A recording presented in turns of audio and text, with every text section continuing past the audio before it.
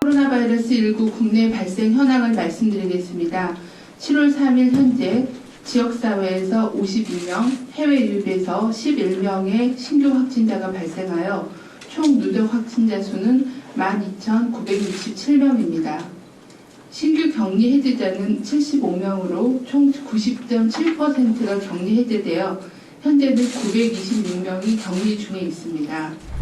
국내 주요 발생 현황에 대해서 말씀드리겠습니다. 경기도 의정부시에 있는 아파트 주민이 방문한 헬스장 관련해서 7명이 추가로 확진되어 현재까지 누적 확진자가 21명입니다. 아파트 관련된 환자가 99명이고 헬스장 관련 환자가 12명입니다. 대구 경명여고 3학년 학생이 확진된 후에 확진자가 다니는 연기학원에서 9명, 접촉자 중에 1명이 추가로 확진되었으며 확진자들이 재학 중인 학교 4곳에 대해서 교직원과 학생 1,560명에 대해서는 검사가 진행 중에 있습니다. 광주 광역사 관련해서는 8명이 추가로 확진되어 누적 확진자는 총 57명입니다.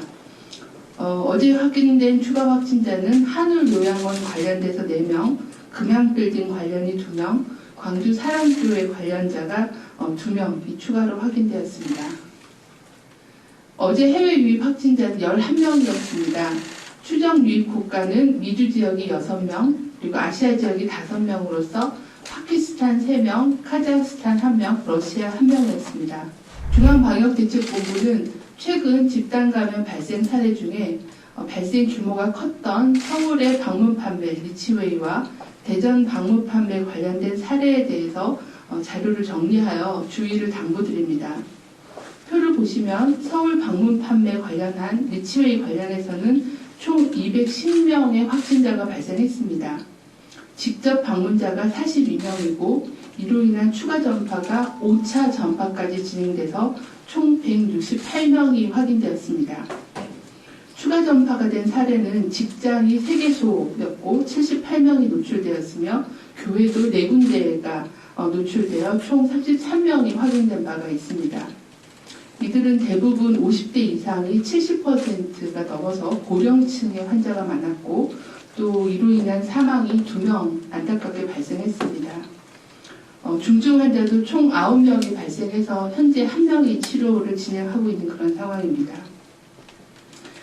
리치웨이에 대한 추가 전파의 사례들을 분석해 본 결과 가장 위험한 행동은 비말이 많이 발생하는 노래 부르기, 그리고 체류 시간이 굉장히 길었고 또 환기가 불량한 그런 밀폐된 환경에 노출된 그런 특성이 있었습니다.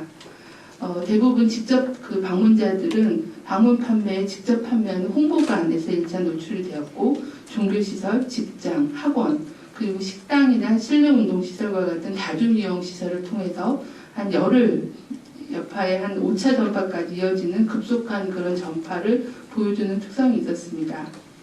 대전 방문 판매 업체도 마찬가지입니다. 3개 정도의 방문 판매 업체가 동시에 노출된 상황입니다.